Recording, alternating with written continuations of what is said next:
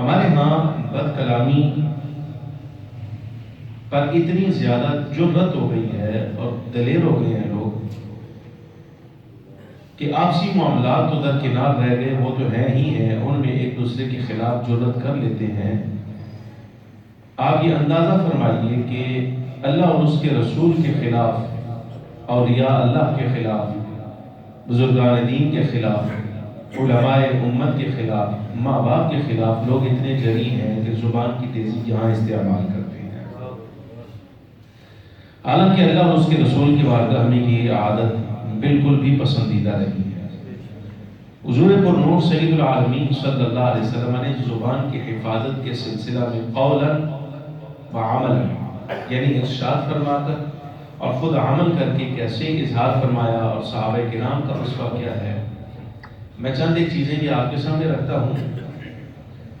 اور پھر خاص طور پہ بد کلامی کی کچھ صورتیں آپ کے سامنے عرض کروں گا جن سے اجتناب بہت ضروری ہے اور یہ بہت جلدی پکڑ کا باعث بن جاتی ہیں۔ توجہ ہے؟ مشکات کے اندر یہ روایت موجود ہے اور امام ابن ابی شیبہ نے اس کو کتاب الادب میں، امام احمد ابن حنبل نے اپنی مسند میں روایت کیا۔ حضور پرنور سید العالمین صلی اللہ علیہ وسلم نے حضرت معاذ بن جبل رضی اللہ تعالی عنہ سے ارشاد فرمایا، اے معاذ کیا میں تمہیں وہ چیز نہ بتاؤں جس پر سب سے بڑھ کر قابو رکھنا ضروری ہے؟ اے معاذ کیا تمہیں میں ایسی شے نہ بتاؤں جس پر سب سے بڑھ کر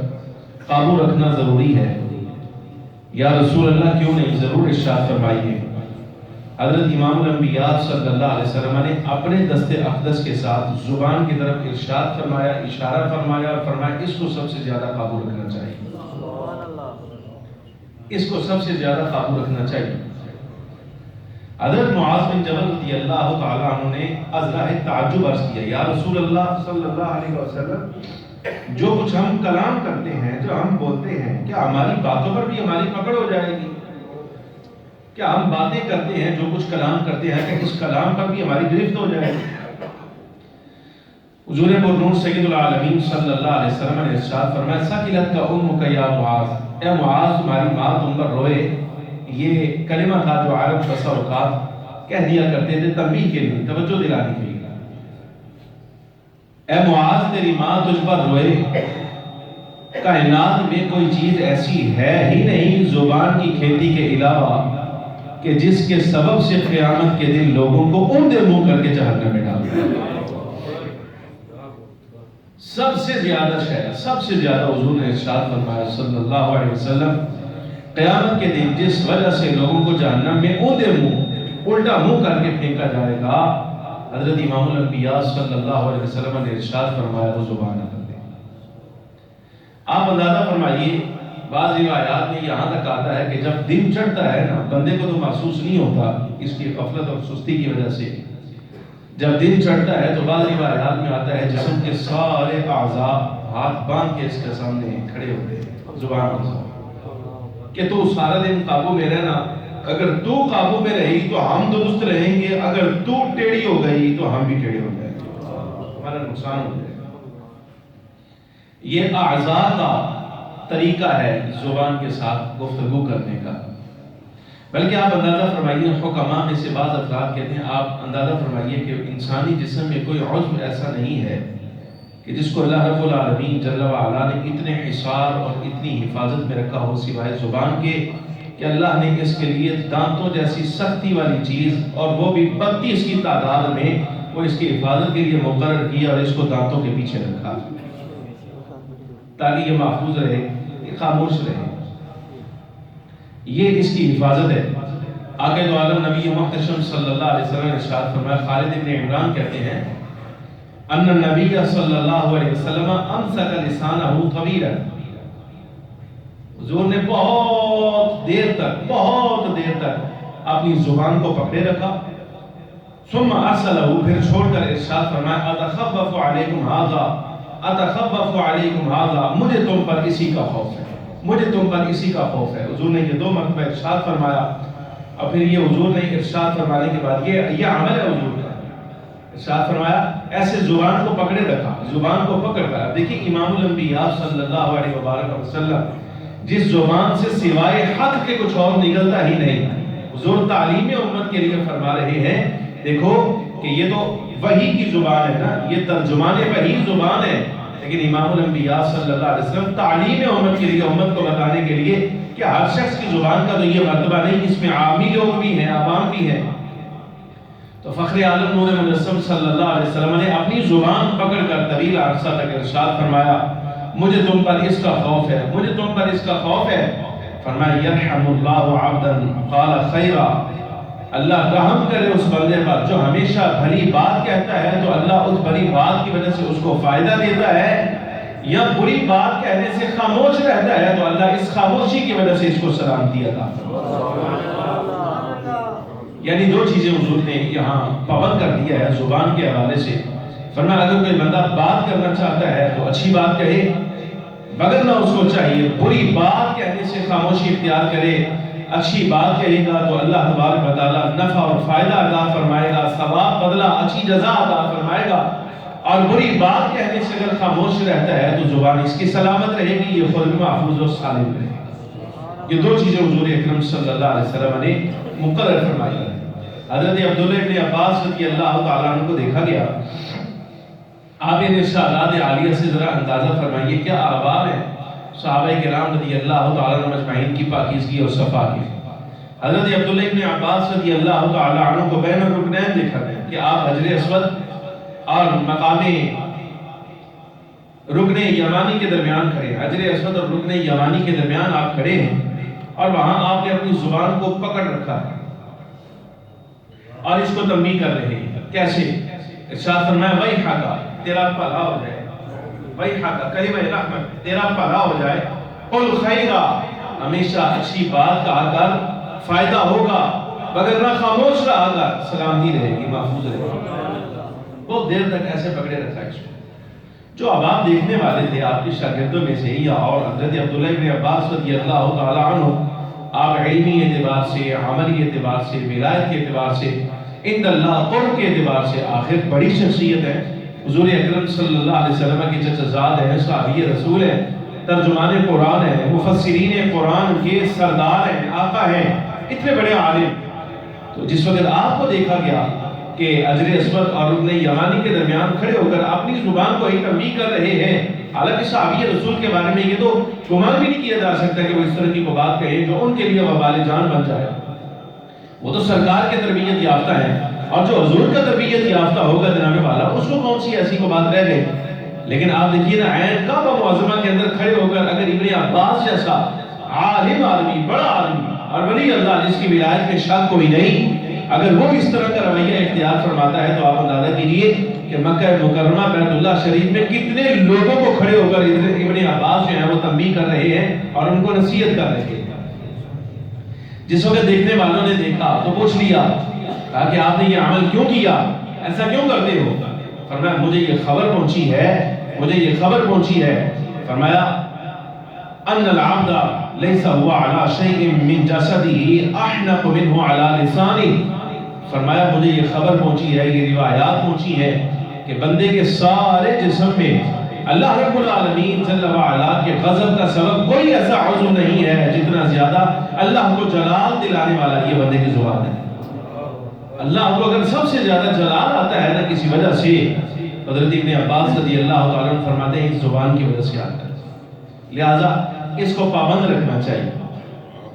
آقا دو عالم نبی محتشم صلی اللہ علیہ وسلم نے ارشاد فرمایا تھا من کان یؤمن باللہ والیوم الآخر فلیقل خیرا او لیصمت او کما قال علیہ الصلوۃ والسلام. آقا دو عالم صلی اللہ علیہ وسلم نے ارشاد فرمایا جو اللہ پر ایمان رکھتا ہو اور آخرت کے دن پر ایمان رکھتا ہو اس کو چاہیے کہ بھلی بات کہے، بھلائی والی بات کہے یا پھر خاموش رہے.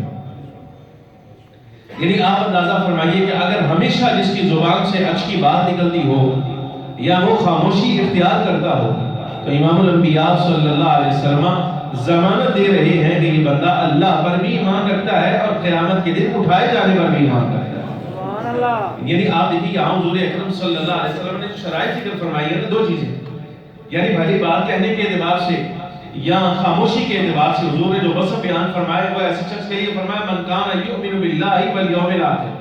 جو اللہ پر ایمان رکھتا ہو اور آخرت کے دن پر ایمان رکھتا ہو۔ رسالت پر ایمان ضروری ہے، فرشتوں پر ایمان ضروری ہے، یہ سارے معتقدات جو ضروریات دینیہ میں سے ہیں وہ ضروری،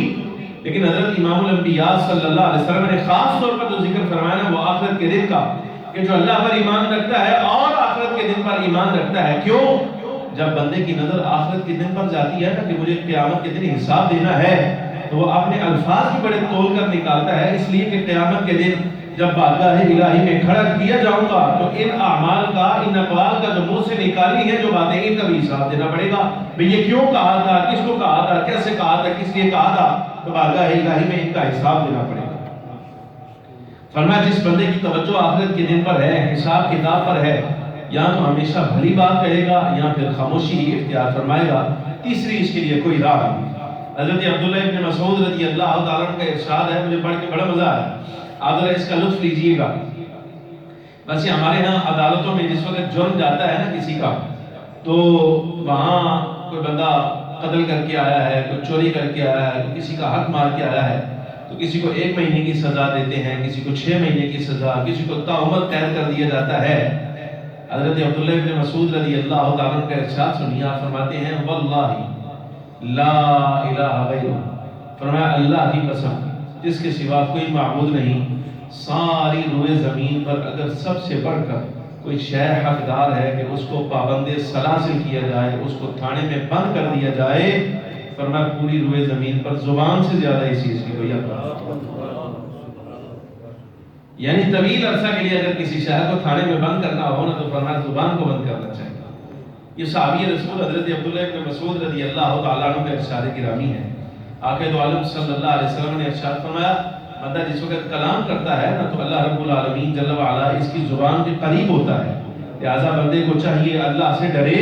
اور ذرا غور کر لے کہ وہ کیا کہنے لگا ہے، یعنی کہنے سے پہلے بندے کو سوچ لینا چاہیے کہ جو شے اس نے زبان سے نکالنی ہے اللہ رب العالمین جل وعلا اس کو جانتا ہے، رب تعالیٰ جل وعلا اس وقت زبان کے بالکل قریب ہے۔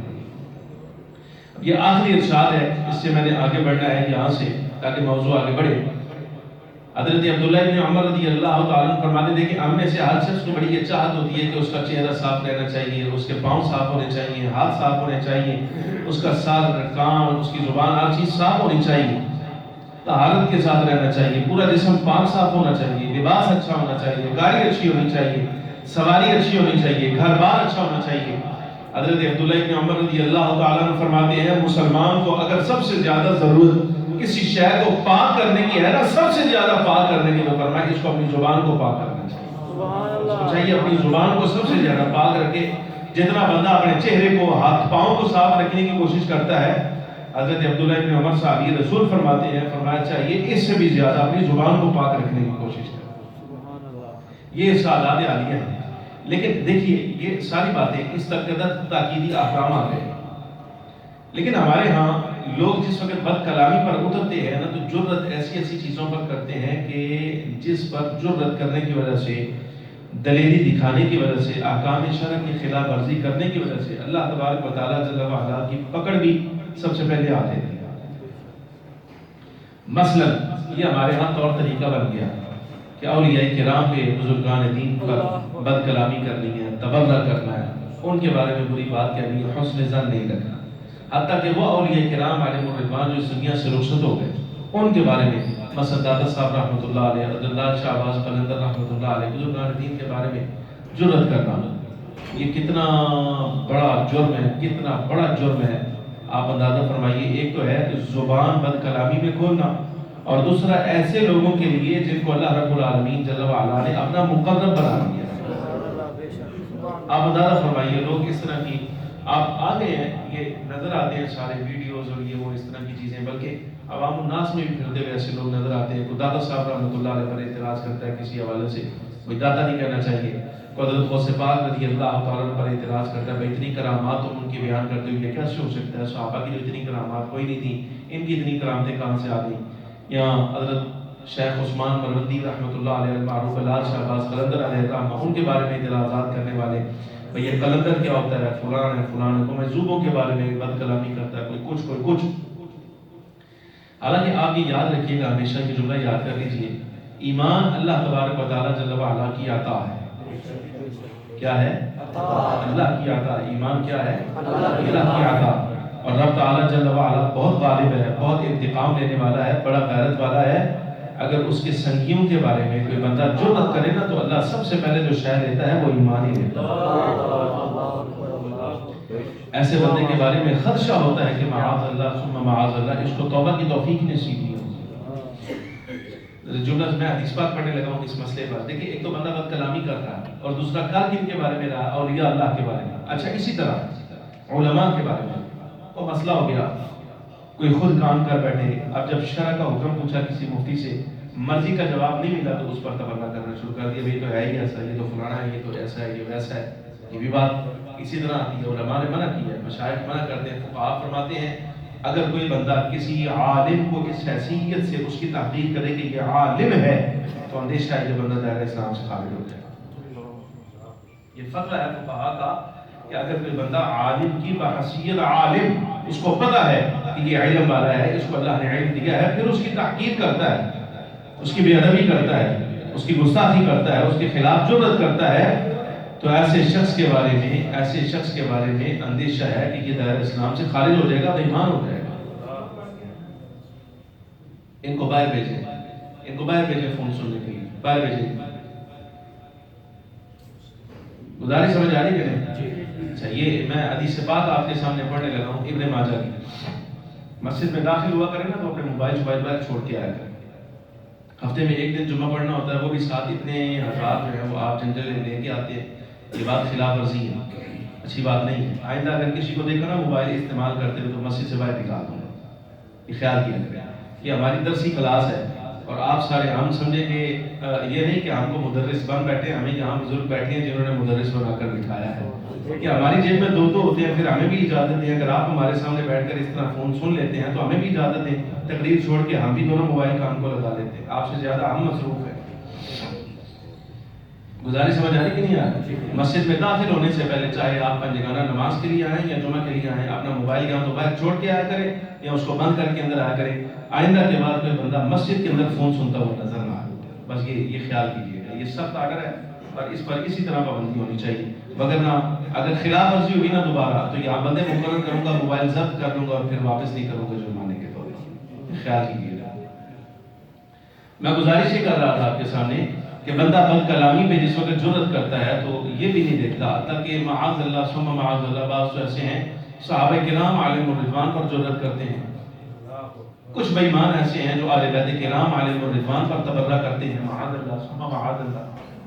اب یہ چیز سب سے پہلے جس شے کو لیتی ہے نا، متاع جان جو ہے، یعنی جان سے بھی زیادہ عزیز جو شے ہے، سب سے پہلے ایمان لیتی ہے۔ اللہ رب العالمین جل وعلا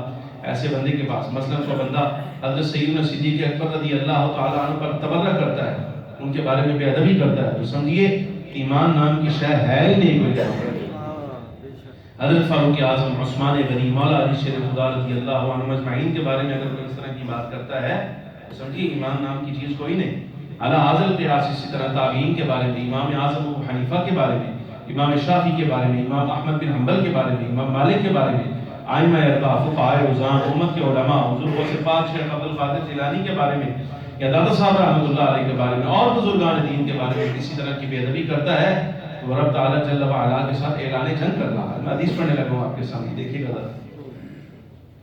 سنن ابن ماجہ کی روایت ہے، لیکن اس کا کچھ حصہ یہاں ابن ماجہ میں نہیں ہے، سیرت نگاروں نے لکھا ہے۔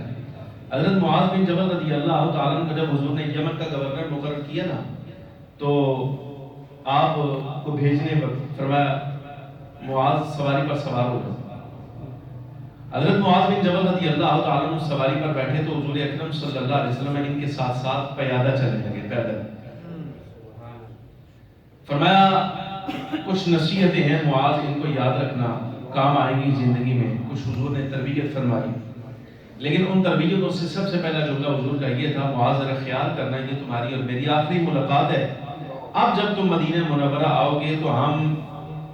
پردے میں جا چکے ہوں گے، ہم اپنے مزار میں ہوں گے، اب تمہاری ہماری ملاقات نہیں ہوگی۔ یہ نصیحت فرمائی۔ یہ بات سن کے حضرت معاذ بن جبل رضی اللہ عنہ، نوجوان صحابی رسول، مجتہد مطلق، صحابہ کرام علیہ الرضوان میں صاحب فتویٰ شخصیت جن کو حضور اکرم صلی اللہ علیہ وسلم خود عالم کہتے تھے وہ بنا۔ میں جس وقت سوال کیا نا تو حوالے کیا، فرمایا معاذ یہ آخری ملاقات ہے، اب جب تم واپس مدینے آؤ گے تو اب تمہاری ملاقات نہیں ہوگی۔ تو فرد محبت میں حضرت معاذ بن جبل سواری سے نیچے اتر آئے، یا رسول اللہ میں جانا ہی نہیں، میں جاتے ہی نہیں آ سکتی۔ فرمایا نہیں جانا ہے، لیکن حضرت امام الانبیاء صلی اللہ علیہ وسلم نے کچھ نصیحتیں فرمائی۔ اچھا یہ بات سنیے گا، آپ ابن ماجہ کی روایت سنیے۔ حضرت فاروق اعظم عمر بن خطاب رضی اللہ تعالی عنہ آپ ایک روز مسجد نبی میں تشریف لائے نا، جس وقت اپنے گھر سے تو دیکھا آقا دو عالم صلی اللہ علیہ وسلم کی قبر انور کے پاس ایک نوجوان بیٹھا ہے اور رو رہا ہے۔ جب قریب آگے دیکھا تو یہ حضرت معاذ بن جبل رضی اللہ تعالی وہاں یمن میں رہے نا، تو اب جب واپس آئے تو معلوم ہوا حضور پردہ فرما چکے ہیں صلی اللہ علیہ وسلم، تو سیدھا آقا دو عالم صلی اللہ علیہ وآلہ وسلم کی قبر انور پر حاضر ہوئے اور یہاں روئے۔ حضرت سیدنا عمر بن خطاب رضی اللہ تعالیٰ عنہ قریب آ کر تسلی دی اور فرمایا معاذ تمہیں کس شے نے رلا دیا، کیوں روتے ہو؟ حضرت معاذ بن جبل رضی اللہ تعالیٰ عنہ نے عرض کیا امیر المومنین حضرت فاروق اعظم سے گزارش کرتے ہیں حضور میں نے کچھ باتیں مجھے حضور اکرم صلی اللہ علیہ وسلم کی یاد آ گئی، انہوں نے مجھے رلا دیا۔ فرمایا معاذ کیا یاد آیا، ہمیں بھی سناؤ حضور نے کیا نصیحتیں فرمائی تھی؟ کہا جی بالکل سناتا ہوں۔ فرمایا میں نے حضور اکرم صلی اللہ علیہ وسلم سے سنا، آپ صلی اللہ علیہ وسلم نے مجھے ارشاد فرمایا پہلی نصیحت، فرمایا معاذ یاد رکھنا ان یسیر الریاء شرک، فرمایا تمہارے اعمال میں، تمہارے نیک اعمال میں اگر اتنی سی بھی ریاکاری آ گئی نا، تھوڑی سی بھی ریاکاری آ گئی، تو انہوں نے کوئی عمل بھی اس لیے کیا تاکہ مخلوق کو دکھاؤ، فرمایا یہ شرک ہو جائے، یہ شرک ہو جائے۔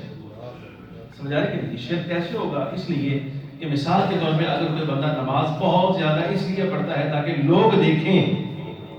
اب مطلب یہ ہوا عبادت اصلاً تو اللہ کے لیے تھی، لیکن اس کے ذہن میں خیال آیا نا کہ یہ لوگ دیکھیں، لوگوں کو دکھا رہا ہے نا، تو مطلب یہ کہ اس نے اس عبادت میں اللہ کے ساتھ اوروں کو شریک کر لیا ہے، یہ اس اعتبار سے شرک ہے۔ ظاہر سمجھ آئی کہ نہیں آئی؟ لوگوں کو دکھا کر عمل اللہ کے لیے ہو لیکن لوگوں کو دکھا کر کرنا، فرمایا یہ شرک ہے، یہ دکھلاوا شرک ہے، ایسا نہ کرنا، ایک بات۔ اور دوسری بات جو میں آپ سے کہہ رہا تھا، امام الانبیاء صلی اللہ علیہ وسلم نے ارشاد فرمایا معاذ خیال کرنا من عاد للہ ولیا فقد بارز اللہ بالمحاربہ، جو شخص اللہ کے کسی ولی کے ساتھ دشمنی کرے گا تو وہ براہ راست اللہ تبارک و تعالیٰ جل وعلا کے ساتھ اعلان جنگ کر رہا ہے۔ امام الانبیاء صلی اللہ علیہ وسلم کے ارشاد، سوال ہے یہاں پر حضور نے حضرت معاذ بن جبل کو ہی کیوں تنبیہ فرمائی؟ ظاہر سمجھ آئی کہ نہیں آئی؟ یعنی اتنا بڑا عالم ہے، مجتہد مطلق ہے، حضور کے صحابہ میں صاحب فتویٰ شخص ہے، حضور اس کو تنبیہ کر رہے ہیں، وہ خود ولی اللہ ہے، وہ خود ولی اللہ ہے، وہ خود مقام ولایت ہے حضور کی نگاہ کا صدقہ، لیکن امام الانبیاء صلی اللہ علیہ وسلم اسے تنبیہ کر رہے ہیں کہ خیال کرنا اللہ کے کسی ولی کی دشمنی نہ کرنا۔ کیوں؟ اس لیے کہ اگر تمہارے دل میں اللہ کے ولی کی دشمنی آ گئی نا کسی اور کی، تو سمجھو تم نے اللہ کے ساتھ اعلان جنگ کر لیا ہے، ولی تم سے انتقام نہیں لے گا، اب اس کی طرف سے اللہ تم سے انتقام لے گا، تم نے اس کے سنگی کے خلاف محاذ کھولا۔ اچھا کیوں کیا؟ حضور فرماتے ہیں جو بات مجھے سمجھ آئی ہے نا وہ یہی ہے کہ چونکہ حضرت معاذ بن جبل کو حضور نے گورنر بنایا تھا یمن کا، اور یمن میں اس وقت ایک بڑا ٹاٹا ولی رہتا تھا جس کو دنیا ویسے قرنی رضی اللہ یمن کے ساتھ تعلق تھا نا، تو یہ عالم ہے نا، علماء بسا اوقات ایسا ہوتا تھا، حالانکہ معاذ بن جبل سے اس بات کی توقع نہیں، لیکن امام الانبیاء صلی اللہ علیہ وسلم نے پھر بھی حکم فرمایا، اس لیے کہ حضرت ویسے قرنی رضی اللہ تعالیٰ عنہ اپنی طبیعت اپنے مزاج میں رہا کرتے تھے، حضور نے جن کے بارے میں خبر بھی دی، حضور نے تعریف فرمائی ان کی۔ اب معاذ بن جبل رضی اللہ تعالیٰ بالفرض اگر بظاہر اپنے علم کے سبب سے حضرت ویسے قرنی رضی اللہ تعالیٰ عنہ کے بارے میں وہاں کوئی بات کر بیٹھتے، کوئی ملاقات ہو جاتی، کوئی بات کر بیٹھتے، تو مطلب یہ ہے کہ اویس کے خلاف بات نہیں کی بلکہ اللہ رب العالمین کے خلاف اعلان جنگ کر دیا۔ اس لیے فرمایا معاذ کبھی بھی اللہ کے ولی کے خلاف نہ کرنا، اس کی مخالفت نہ کرنا، اس پر اعتراض نہ کرنا، اس لیے کہ اگر تم نے ایسا کیا تو مطلب یہ ہوگا تم نے اللہ کے خلاف اعلان جنگ کر دیا۔ اور یہ جملہ ذرا دیکھیے گا اللہ رب العالمین اپنے ولیوں کے ساتھ کیسی محبت فرماتا ہے۔ امام الانبیاء کا ارشاد سنیے، حضور نے ارشاد فرمایا ان اللہ یحب الابرار الاتقیاء الاخفیاء، فرمایا بے شک اللہ رب العالمین جل وعلا نیک لوگوں سے، متقیوں سے، وہ جو اپنے اعمال کے اعتبار سے، ذات کے اعتبار سے چھپے رہتے ہیں، فرمایا اللہ ان سے بڑی محبت فرماتا ہے۔ یہ کیسے لوگ ہیں؟ اولیاء کیسے ہیں؟ حضور نے خود ان کی تعریف فرمائی، فرمایا یہ لوگ ہیں الذین اذا غابوا لم یفتقدوا، فرمایا اگر یہ موجود نہ ہو، ظاہر لوگوں کو نظر نہ آئے، تو یہ ایسے لوگ ہیں ان کو تلاش ہی نہیں کیا جاتا، دنیا ان کی اہمیت ہی نہیں سمجھتی۔ سمجھ آ رہی کہ نہیں؟ یعنی عوام کے سامنے جس طرح کی اہمیت دوسرے لوگوں کی ہوتی ہے، یہ اللہ کے محبوب ایسے ہوتے ہیں ان کی اہمیت ہی نہیں ہوتی ان کے نزدیک، عوام کے نزدیک۔ فرمایا یہ کیفیت ہوتی ہے اگر یہ موجود ہوں تو یہ اس حال میں رہنے والے ہیں کہ ان کو دعوت پر نہیں بلایا جاتا، ان کی معرفت نہیں ہوتی، ان کی پہچان ہی نہیں ہوتی لوگوں۔ یعنی اگر غائب ہوں تو بلایا نہیں جاتا، اگر موجود ہوں تو دعوت نہیں دی جاتی۔ اور آخر میں امام الانبیاء صلی اللہ علیہ وسلم نے مرتبہ ان کا کیا بیان فرمایا؟ فرمایا اگر چاہیے اپنے آپ میں رہیں، بال ان کے غبار سے اٹے ہو، کیفیت ان کی غیر ہو، لباس ان کا سادہ ہو، لیکن یہ اگر متقی ہیں، نیک ہیں، چھپنے والے ہیں اعمال کے اعتبار سے، تو معاذ سمجھ لینا قلوبہم مصابیح الہدا، فرمایا ان کے دل مخلوق خدا کے لیے ہدایت کے طور پر ایسے ہیں جیسے چراغ ہوا کرتے ہیں۔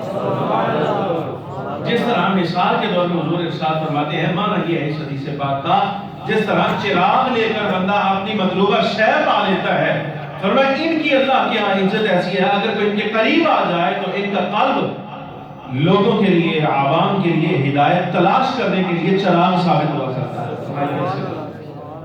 اور آخری جملہ امام الانبیاء صلی اللہ علیہ وسلم نے ارشاد فرمایا جب وہ زمانہ آ جائے گا کہ فتنے اٹھ رہے ہوں گے، یعنی ایمان لیوا معاملات ظاہر ہوں گے، کبھی کوئی فتنہ، کبھی کوئی فتنہ، کبھی کوئی فتنہ، فرمایا یہ جو چھپے بیٹھے ہیں نا ابرار اور اتقیاء نیک لوگ، یہ اللہ رب العالمین جل وعلا کے فضل سے ایمان سلامت لے کر اس دنیا سے چلے جائیں گے، دنیا کا کوئی فتنہ ان لوگوں کو نقصان ہی نہیں دے سکے۔ اب آپ اندازہ فرمائیے، سنن ابن ماجہ کی روایت، صحاح ستہ کی روایت، حضور پر نور سید العالمین صلی اللہ علیہ وسلم نے حضرت معاذ بن جبل کو کیا فرمایا؟ اے معاذ کبھی اللہ کے ولی کے ساتھ دشمنی نہ کر، کبھی اللہ کے ولی کے ساتھ دشمنی نہ کرنا۔ یہ نصیحت ہے، میں تنقید نہیں کرتا، یہ عمل ہے، جس کا چاہے جس کے ساتھ مرضی رہے، ہمیں کیا ہے، جو کہ مرضی کرے۔ اگر کسی بندے کو جہنم پسند آ گئی ہے تو پھر ہم اس کو کیا کہہ سکتے ہیں؟ گزارش سمجھ آ رہی نہیں آ رہی؟ بھائی اگر کسی بندے کو جہنم پسند آ گئی ہے، اس نے اپنے لیے جہنم خرید لی ہے، تو پھر ہمیں کیا؟ وہ انجینئر محمد علی مرزا آج کل بہت زیادہ کوئی وائرل ہے نا، بہت زیادہ لوگ سنتے بھی ہیں اس کو، اس لیے کہ کہتے ہیں کہ جی وہ لاجیکلی بات کرتا ہے، عقلی بات کرتا ہے۔ ہم دنیا سے گزارش کرتے ہیں کہ آپ کو کبھی کسی نے یہ نہیں سمجھایا کہ عقل مصطفیٰ کریم صلی اللہ علیہ وسلم کی شریعت کے سامنے سر جھکا کے کھڑی ہوتی ہے؟ کیا آپ کو نہیں معلوم کہ جہاں مصطفیٰ کریم صلی اللہ علیہ وبارک وسلم کی شریعت آ جائے، حضور کا حکم آ جائے، امام الانبیاء صلی اللہ علیہ وسلم کے دین کا حکم آ جائے، تو وہاں عقل تو ہاتھ باندھ کے کھڑی ہوتی ہے، آپ کو کبھی کسی نے سمجھایا نہیں؟ اور انجام کیا ہوتا ہے دنیا دیکھ چکی ہے، اس کا بھی پتہ چل جائے۔ اللہ رب العالمین جل وعلا بہت غیرت والا ہے اپنے اولیاء کے بارے میں، سمجھ آ رہی ہے نہیں؟ امام الانبیاء صلی اللہ علیہ وسلم پر ایک بندہ، یہ ملتان کا تھا، میں پہلے بھی آپ سے عرض کر چکا، احمد سعید ملتانی اس کا نام ہے، پرانے دور میں مر گیا، آج بھی اس کی ویڈیو شیڈیو یہ انٹرنیٹ پر مل جاتی ہے۔ تو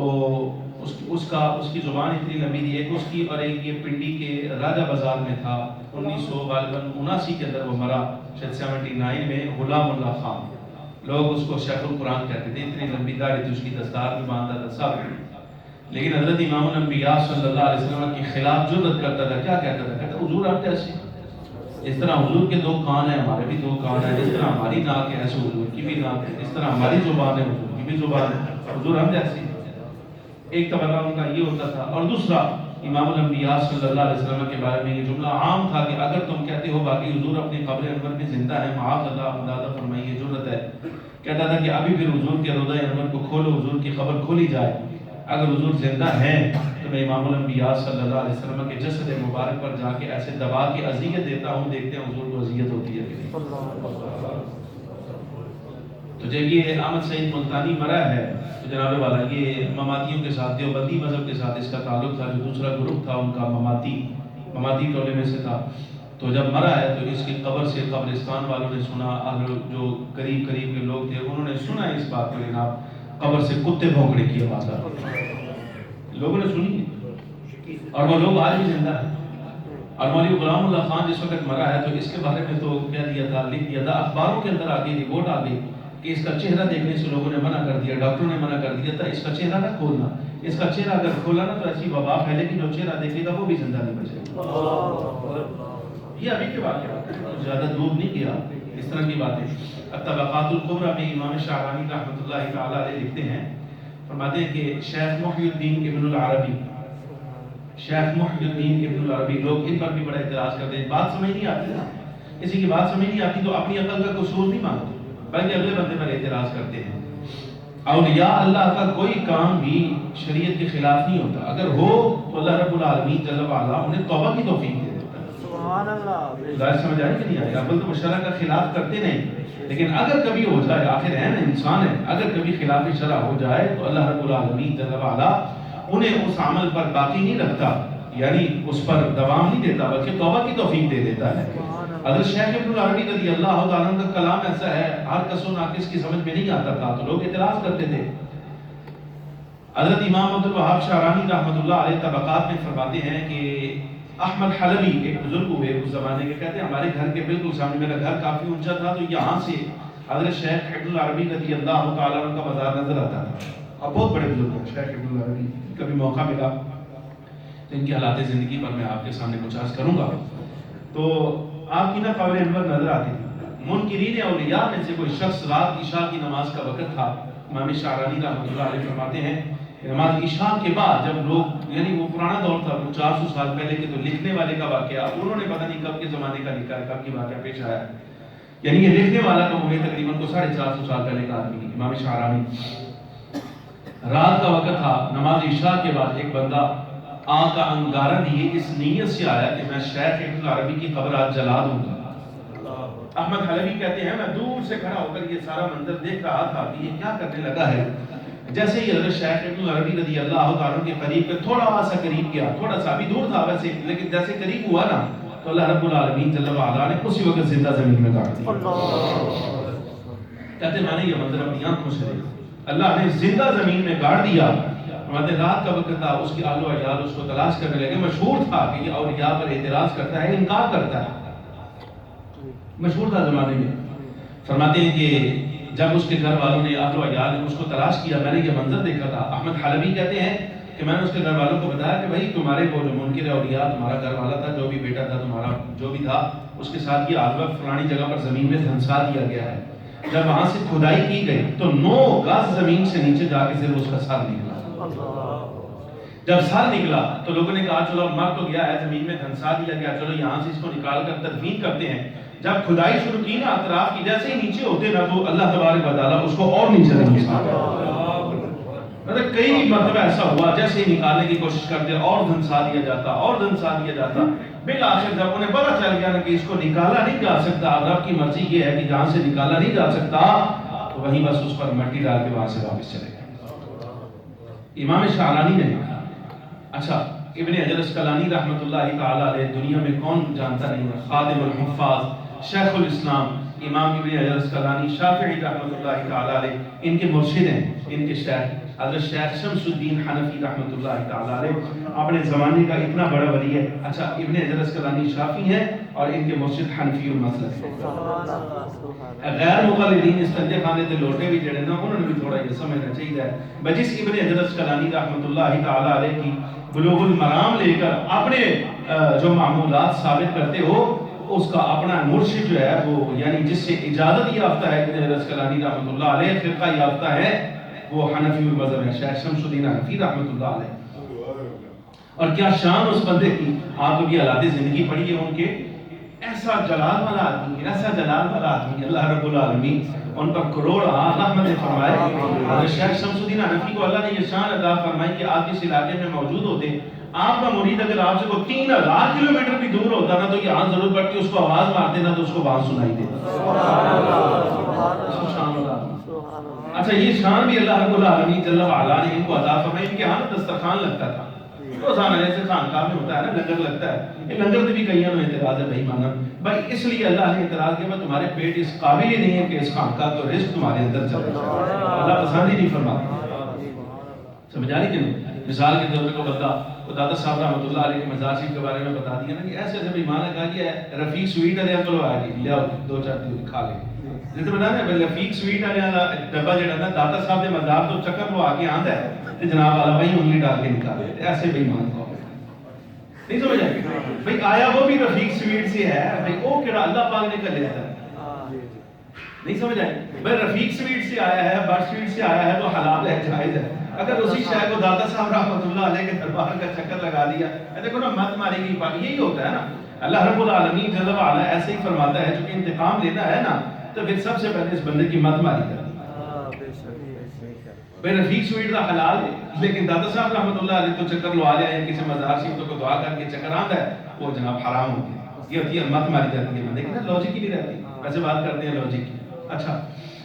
ان کے ہاں نا لنگر لگتا تھا خانقاہ پہ غربا فقراء اور مریدین جو آباب علاقے کے ہوتے تھے وہ شام کا کھانا جو ہے نا وہ ان کے ساتھ کھاتے تھے اور ان کی عادت تھی اپنے علاقے کا سب سے بڑھ کر غریب آدمی جو ہوتا نا اس کے ساتھ بیٹھ کر رات کا کھانا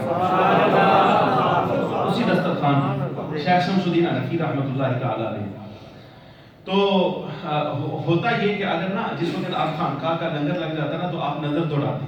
اگر مریدوں میں سے کوئی بندہ غائب ہوتا نا تو صرف اس کے بارے میں دیکھتے بھائی کہاں ہے، یعنی نگاہ اللہ پاک نے عطا فرمائی تھی جیسے نگاہ بند کر کے دیکھنا پتہ چل جانا فلانے اچھا ارادہ کرنا کہ الہی میں کھانے لگا ہوں اس کا اثر میرے اس مرید کو عطا کرنا، تو جیسے ہی آپ کھانا تناول فرماتے نا کھانا شیخ شمس الدین حنفی تناول فرماتے تھے اثر اس کا اس کے مرید کے کہ اللہ نشان عطا فرمائے۔ اچھا شیخ شمس الدین حنفی اتنے بڑی شخصیت، اگر میں ان کا تعارف کرواؤں نا تو جتنا وقت گزر گیا نا اتنا اور گزر گیا، اتنی بڑی شخصیت شیخ حنفی رحمۃ اللہ علیہ۔ آپ قاضی مالکی مذہب کا قاضی تو تھا چونکہ نامور ہو گئے بزرگ ہوئے نا جس وقت اللہ نے شہرت فرما دی پورے علاقے میں، تو مشرب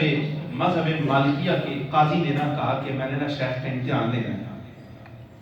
اور جملہ سننا ذرا شیخ کا۔ اچھا آئے خانقاہ پر آئے خدام کو بتایا جی میں آپ کے شیخ کا شیخ شمس الدین حنفی رحمۃ اللہ علیہ کا امتحان لینے کے لیے آیا ہوں، سنا بڑے مشہور ہے وہ فلانا فلانا فلانا اس طرح کا میں امتحان لینا چاہتا ہوں۔ خادم نے آ کر نہ بتایا آج کیا حضور شیخ مالکیہ آئے ہیں اور وہ آپ کا امتحان لینا چاہتے ہیں، کہ بابا جی کا جملہ سننا تھا، بابا جی فرماتے ہیں سوال کرنا چاہتے ہیں امتحان لینا ہے آ جائیں اندر، اگر اس کے اندر استطاعت بھی ہو گئی نا میرے ساتھ سوال کرنے کی تو میں فقراء کی مسند پر بیٹھنا چھوڑ دوں، ان استطاع یسألنی، فرمایا اگر وہ بندہ استطاعت رکھ جائے یعنی اس کو توفیق ہو جائے کہ میرے سے سوال کر جائے، جواب تو بڑے دور کی بات ہے، فرمایا اگر اس کو سوال کی توفیق مل گئی تو میں فقراء کے سجادے پر بیٹھنا چھوڑ جاؤں گا، میں اپنے آپ کو آگے نہیں سمجھتا کہ میں فقیروں کی مسند پر بیٹھوں۔ بلاؤ اس کو، بلایا سامنے بٹھا کر کہا ہاں جی پوچھئے کیا پوچھنا چاہتے ہیں، تو جیسے آپ جاتے ہیں علماء کے پاس سوال لے کر یا سوال لے کر کیا فرماتے ہیں علماء کرام اس مسئلے میں، اچھا یہی جملہ حضرت قاضی صاحب قاضی مالکیہ نے اس وقت نا شیخ شمس الدین حنفی سے کہا نا اتنا ہی کیا فرماتے ہیں آپ اس مسئلے کے بارے میں، تو آگے زبان خاموش۔ فقال له الشیخ رضی اللہ تعالی عنہ نعم، حضرت شیخ شمس الدین حنفی فرماتے ہیں جی بتائیے آپ کیا پوچھ رہے ہیں، تو کہا جی میں پوچھ رہا ہوں کیا فرماتے ہیں آپ اس مسئلے کے بارے میں، آگے مسئلہ ذکر کرنے سے پہلے زبان خاموش ہو گئے، آگے سے لفظ ہی نہ نکلے،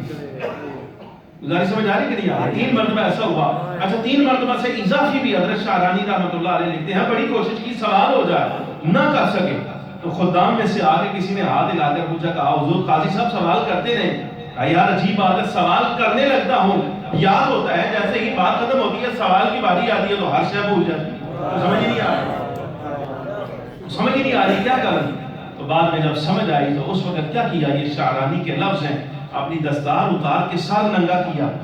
سر ننگا کر کے حضرت شیخ شمس الدین حنفی رحمۃ اللہ تعالی علیہ کے بارے میں یعنی ٹوپی پہنی تھی دستار جو بھی تھا وہ اتار کر رکھا، اتار کر رکھ کے آپ کے سامنے ہاتھ جوڑے عرض کیا حضور میں معافی مانگتا ہوں، استغفار کرتا ہوں اور وعدہ کرتا ہوں آئندہ کے بعد اللہ کے کسی ولی پر کوئی اعتراض نہیں کروں گا، کوئی انکار نہیں کروں گا، مجھے معافی عطا فرمائے۔ تو حضرت شیخ شمس الدین حنفی فرماتے ہیں اگر وعدے پہ قائم رہے تو اللہ رب العالمین جل وعلا مہربانیاں کرتا رہے گا، لیکن اگر انکار کیا تو پھر یہی حالت ہو جائے گی جیسے ہمارے سامنے،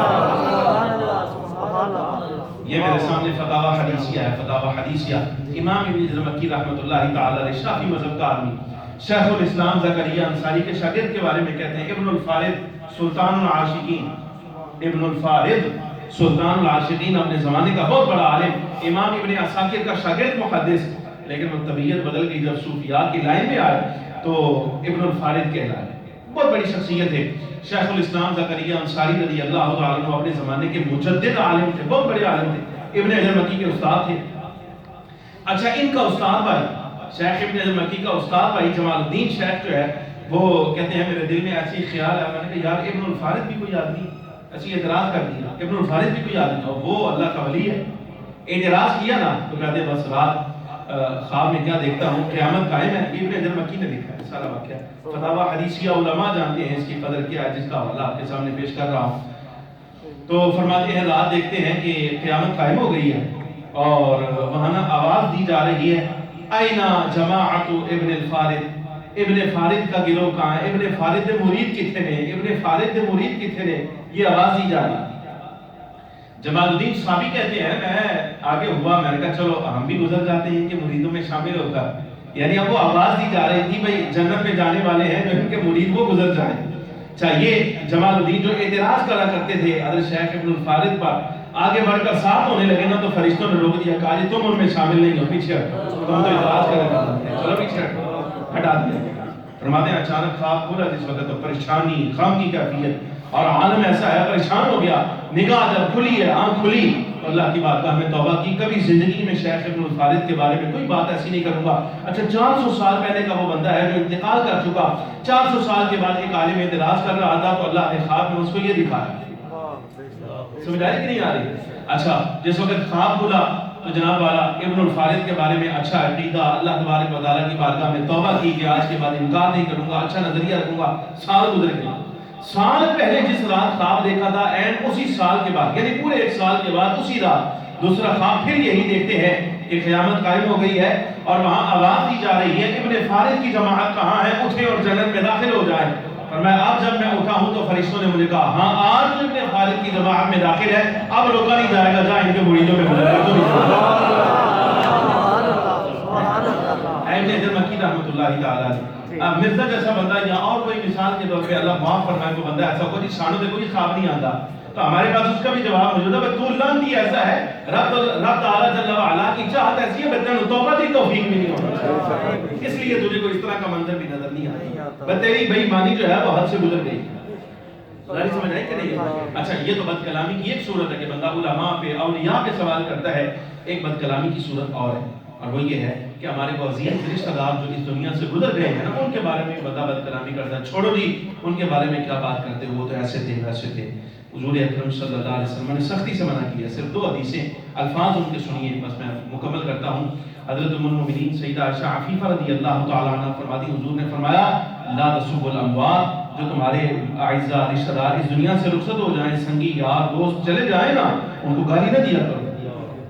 مشکات کی روایت ہے لا تسبوا الاموات، اپنے رشتہ دار مرنے والوں کو گالی نہ دیا کرو، اس لیے کہ اب وہ اپنے اعمال کے حوالے ہو چکے ہیں، بس وہ جانے ان کے اعمال جانے، تم ان کو گالی نہ دو۔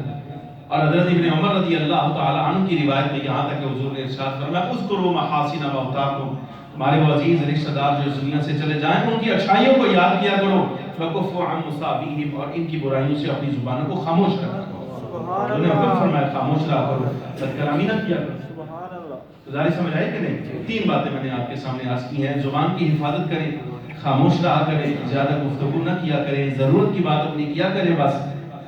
اور جب بات کرنی ہو اگر ضرورت کے علاوہ بھی دل چاہے بات کرنے کا تو اچھے الفاظ میں اللہ تبارک و تعالیٰ جل وعلا کا ذکر کیا کریں اور رب العالمین جل وعلا کو یاد کیا کریں، کسی کو تنبیہ کرنی ہو، نصیحت کرنی ہو، اچھے طور پر نصیحت کیا کریں، زبان کی حفاظت کریں، اس لیے یہ کھیتی کے مانند ہے، آج جو اس سے کاٹ دو گے رب العالمین جل وعلا قیامت کے دن اسی کا اجر عطا فرمائے گا۔ بزرگان دین اولیاء کے بارے میں بد کلامی نہ کرو، اپنے رشتہ دار جو اس دنیا سے رخصت ہو گئے ان کے بارے میں بد کلامی نہ کرو، وہ فلانا مر گیا ہمارے لیے کیا کر کے گیا ہے،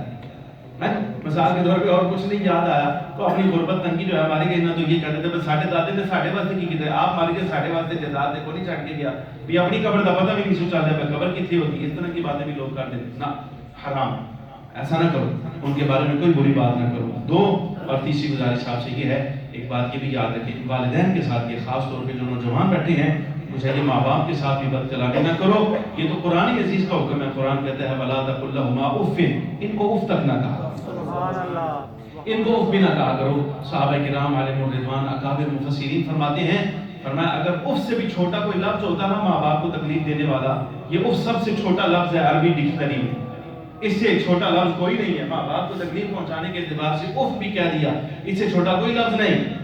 اکابر مفسرین صحابہ فرماتے ہیں اگر اس سے بھی چھوٹا کوئی لفظ ہوتا نا ماں باپ کی عظمت کے حوالے سے تو رب العالمین وہ بھی ذکر کر کے کہتا کہ ماں باپ کو یہ بھی نہ کہا کرو۔ تو عزت کیا کریں، اللہ رب العالمین دونوں جہانوں کی بہتریاں عطا فرمائے۔ آخر دعوانا